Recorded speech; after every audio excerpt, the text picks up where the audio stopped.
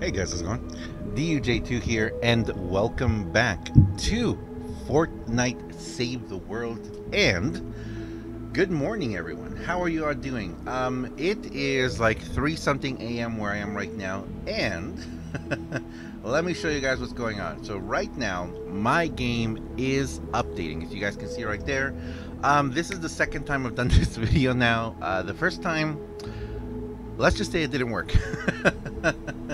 Let's just say the first time this video did not work. But hopefully it will work this time because we got patch notes to talk about, guys. We have patch notes to talk about. So patch notes have dropped for version 6.30. So I was kind of right with the video I did last night. I was not expecting full 6.30 patch yet, but let's go through it and talk about it. So first off, that food fight thing looks very interesting. I have to talk about it a little bit because both it's going to affect us a little bit in the near future, and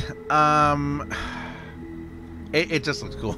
So make a mess in the new limited time mode and defend your structures with the mounted turret. Save the World gets a makeover with a full updated skill tree. Join the fight with the newest hero, Earhart. Mounted turret battle royale. So the reason why I'm going to talk about this for a quick little second is because if you guys watched my video from last night, you know that I talked about the fact that this thing right here, this thing right here, it will be coming to our game soon. It will be coming to Save the World in the near future. We don't exactly know when or how or for who, but we do know it's going to be coming. So hopefully it will be coming in the very near future, because that looks like a lot of fun. Whether it's just for constructors or if it's going to be some sort of a... Man, if it's for constructors, it's going to be fun. Or if it's going to be some sort of a trap or something. But anyway, let's keep going. So there's the food fight thing. It just looks cool. Food fight just looks really cool. Too bad it's not for us. But anyway, front-end improvements save the world. Lots of improvements have been made to the UI and functionality to improve your experience. Let us know what you think of this revamp on our social channels. Find out even more about all the changes in our blog. So my update just finished downloading right now, but the servers are still offline. So as soon as the servers come online, actually I will be jumping in today. For those of you who watch me for Save the World, get ready today. There's going to be a lot of videos coming from me because we have a lot to talk about. So the vlog, we already talked about it. And last word, revolver save the world. Fire from the hip to shoot with your speed, or aim down sights for improved accuracy with this brand new 6 shooter. That thing looks amazing. That thing looks amazing. Dude, it looks beautiful. It looks beautiful. General optimized particle effects processing includes fixes for non-visible systems. The sprint by default setting will be enabled by default for all new players. Bug fixes. Fix push to talk getting interrupted when entering or leaving a menu. Fix select voice chat input and output devices in the option menu when there is more than one default output device. Fix an issue where weapons could have the wrong texture spot. Oh, interesting. Okay. Huh. Okay. Improve the speed gathering information when submitting feedback in game. Push to talk now works the menu when bound to mouse buttons other than left and right click. Okay, that's cool. That's actually really cool. It looks like they really have put a lot of effort and time into voice chat. I haven't really used it for Save the World yet, but I kind of think I should. Improve the sorting order and separation of party invite and friends actions. Chat window will automatically switch to the team or party chat whenever joining a team or party. Restored system messages when party and team members join. Increase the expanded and minimized size of the chat window. Expanded and minimized. Chat scroll bar is no longer visible when chat is minimized. We can minimize chat now? Oh, please tell me we can do the Save the World too. Please, please, please, please, please. Whispers received while party or team chat is open will now appear in line in the current window. Getting kicked from a party will no longer forcibly remove the player from the current match or zone, but I think that's more for Battle Royale, not for us.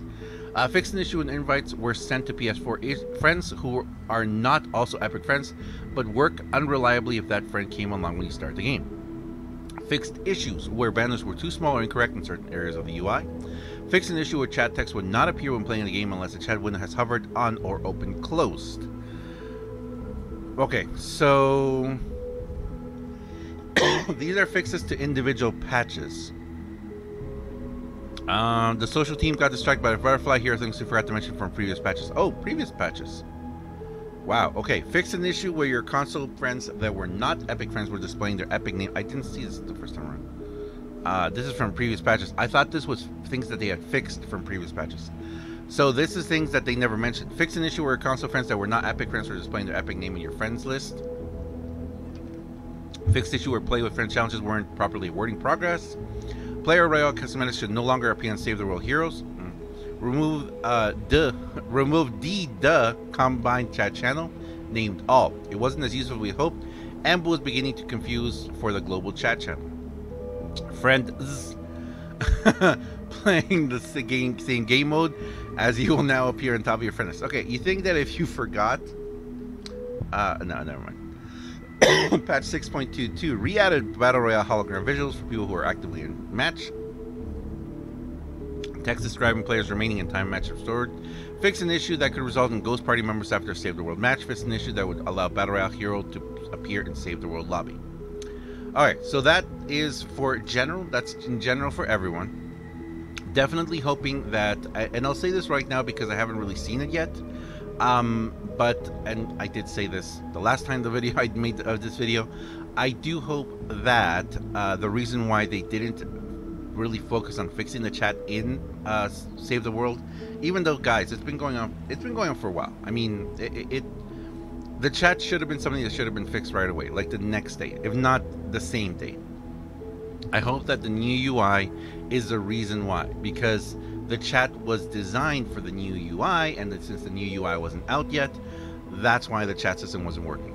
I'm hoping that's why. But here we go. Save the World. Mission and systems. Front-end interface has been organized into a more intuitive player experience. Find out even more information in our blog. If you want to know more about that, I did make a video about it that is titled UI blog. Well, on the thumbnail it says that. Yeah, it's the full blog, and I talk all about what they said. Some of the menus are now associated with areas of your home base and the cast of characters who work there, including several new faces. Quest, campaign, and event missions where you can quickly launch into the game. Maps let you pick specific missions to play and earn specific rewards. Command, manage heroes, survivors, defenders, and expeditions. You can also send upgrade and research points here. Find more details below. Armory, this is where you can find schematic stores, the collection book, and transformations. Item shop, the llama piñatas, and the event shop can be found here. I wonder who is in charge of the item shop. New tutorials have been added to unlock and introduce new players to the new front-end menu. You will now receive fort stats, upgrade points, research point generation, hero schematics, or other items and resources every time your account level increases. Existing players will retroactively receive a gift box containing these rewards based on their current account level. Okay, so this right here is really important. You will now receive fort stats, upgrade points, research point generation, hero schematics, or other items, and resources every time your account level increases. So because I am currently level 92, I'm going to retroactively get a gift box containing a lot of goodies, I think. We're going to have to see how that works. And like I said, as soon as the game goes back live, I will be doing another video, kind of like a first look of just what this means. Previous skill trees have been replaced with the new upgrades pages. All skill points earned previously have been removed, and all existing players are awarded new upgrade points. The number of upgrade points awards is based on your current account level. So right here, even though I didn't really use all my skill points, I still had like 73 left, and I didn't max out the skill trees, it's gonna go off my level. Now this is both good and bad because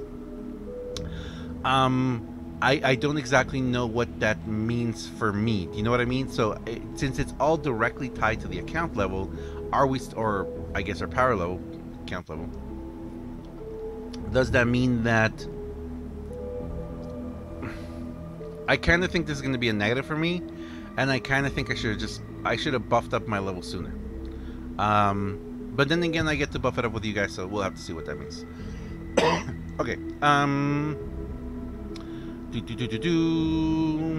Players can spend these new upgrade points to unlock improved pickaxes, building health, gadgets, and other improvements in the new upgrades page. The player's account level defines when these gadgets and other improvements can be acquired. Previous research trees have been replaced with a new research page. Players will be able to spend research points to increase fort stats. All currently acquired or spent research points have been refunded. Wow. That's crazy. So I did completely max out my research trees. So I guess I'll be able to max out a new one unless they made them even bigger. You know what I mean? It's possible. Many of the feature unlocks that used to exist in the previous skill tree and research tree, like transformation, recycling, evolution, expeditions, have become part of the quest rewards. Oh, interesting. Any features a new player acquired previously will continue to be available upon migration. Okay, so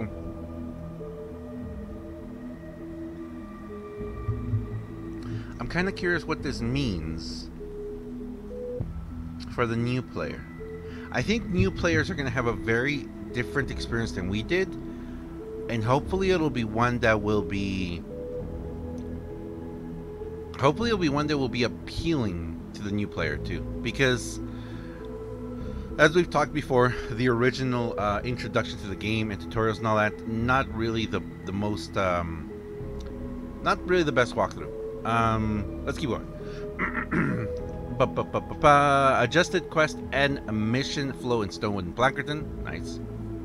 Added, removed, and tweaked quests to account for front-end design. These now grant many of the squad slots and feature unlocks that were previously found in the skill tree. Interesting.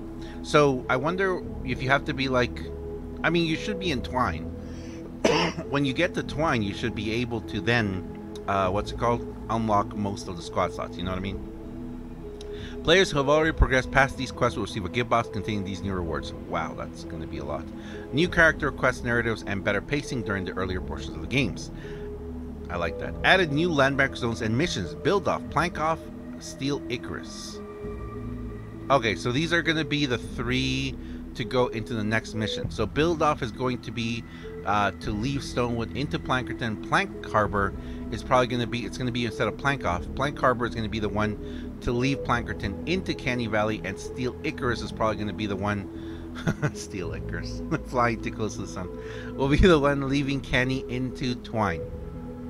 Interesting. Readjusted the combat link in the initial Stonewood missions. We might need to replay this to see if they change anything. Added random store lightning strikes mini encounters in most zones and missions. That's a huge add-on. Plankerton storm shields can now be completed one after the other without having to finish all of the linear story missions between them. Wow. The structure is similar to Canny Valley and Twine Peaks. Collection rewards have been extended to level 500 and reworked. Okay. That's nice. The collection book rewards are updated to include new materials such as perk up, reperk, and flux. XP rewards have been increased. Reward quantities for evolution materials have been increased and tweaked to feel more consistent throughout. Thank you. Thank you. Skill points and V-Bucks have been removed from the collection book. Oh. Existing players will receive a gift box containing these new rewards based on your current collection level. Alright, so my collection level is like 230 something. That's going to be fun too to see what I get there. Wow. Skill points and V-Bucks have been removed. I'm trying to remember just how many V-Bucks we got from the collection book. I actually don't remember. I think once or twice I got something pretty significant. Wait, what was the max then? What was the max collection book then? I don't know. Players who are at the old max level will receive additional levels based on how much XP they have earned. All items previously earned through the collection book will remain in your account. We remove the mission expires in text. From the hex map, it will now only show time remaining and the number associated with it. Okay, so the hex map is still around. Good, for at least 1 week. New primary mission, Refuel the Home Base, replaces the Blue Glow Siphon secondary mission. The ambient Blue Glow density in Plankerton has been brought up to compensate for the removal of the Siphon secondary mission. Bug fixes. Fix an issue causing Deliver the Bomb to show Find Encounter Timer in the objective list instead of on top of the screen. If you guys were at my stream yesterday, you know that we had a very, very interesting Deliver the Bomb mission, which just was weird. I mean, yeah, the teleporting bomb. That was weird. The Rift in the Deliver the Bomb mission has a much smaller range that blocks the players from building nearby. Thank you, near it. Players should no longer get stuck waiting with no HUD after completing a mission. Hopefully. If experienced a network error, the player should see waiting for reward results in the rewards screen instead. Fixed Hexylvania takers not giving credit for the kill monsters repeatable quest. Not okay, that's good, that's good. Yeah, that definitely was an issue too. UI, here we go. Quest dialogue in the main menu will begin after the player has gone through the reward screen. The outlines for special enemies with headpieces will now properly match their models, such as beehive and pumpkin head husks. Bug fixes: the updated quest map play button to stay visible at all times, even when disabled. Fixed quest map to update screen mode details on mode change and not button click. Fixed arrows on quest map.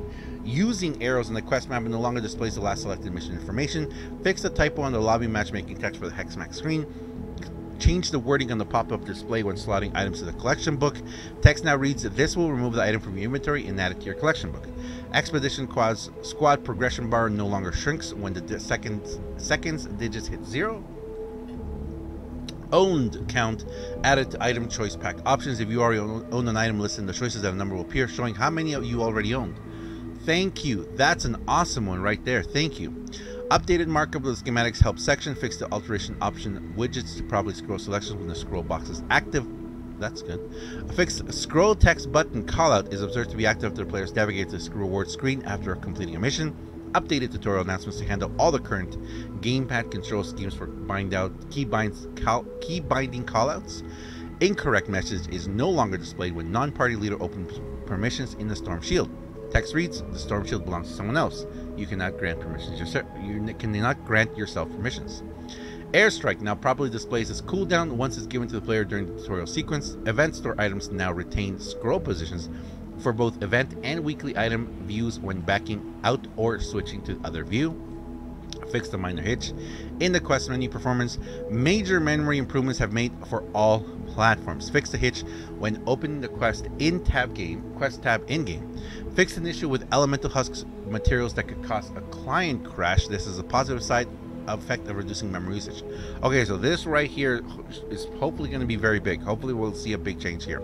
Heroes added full voiceover for Calamity, Dusk, and Harper. Bug fixes: fixed issue where anti-material charge could destroy a building piece but leaves the attached trap floating in the air inactive. This means players can no longer stack traps on top of each other. I was never able to do that. I don't know how people do that. Fix an issue where keen eyes wouldn't deactivate once in the zone has deactivated. Fix an issue where sounds from Shockwave didn't play for other players. In-game text now shows Teddy instead of Teddy. In-game text now shows Decoy instead of Decoy, and in-game text now shows Base instead of Base with the dots. Weapons and items. Last Word revolver added to the weekly store. Mid-range revolver with a limited magazine but excellent headshot damage. Well, those with bad aim will not be able to use it well then. Slow and precise when aiming down sights, or can be rapidly fired from the hip for a more damaging, less accurate spray of bullets. Available Wednesday, which is going to be today, at 7 p.m. Eastern. Increase the so they did change. Okay. Increase the drop rate of weapons and traps found in treasure chests in Stonewood when shooting a pierced weapon through a series of environmental objects, trees, wall, etc. The damage number now shows the total damage done. Nice. Neon Lancer sound now plays to all nearby players. Nice. Added a couple missing items back into the Llama Pianos that were accidentally removed during the implementation of dupe protection. Legendary Sergeant Jonesy, an epic equalizer assault rifle. And that's good because if you know, I did recommend that Sergeant is a pretty good. It's pretty good if you're going to use it with the new LMG as a support. Fixed bug is the game back up. No, the servers are not live yet. Fixed a bug that caused a cozy campfire trap to reduce durability incorrectly when using reload speed perks. Players and defenders can now receive healing from up to 4 cozy campfires simultaneously. Whoa, that's a little bit of game changer right there. Might need to work on my cozy campfire. Fix the Shadow Shad Candy Corn LMG having the wrong pickup mesh. The preview Professor Hoodie will now zoom at the right rate when viewing the weapon. Fix the rate not getting correct bullet spread at low frame rates. Fix an issue that could cause controls to become unresponsive when using heavy melee attacks and repairing at the same time. Gameplay: defenders no longer need to be explicitly slotted. When summoning a defender, players can now select any of their own defenders. The number of defenders you can summon simultaneously is still limited by the number of mission and home-based defender slots you have unlocked.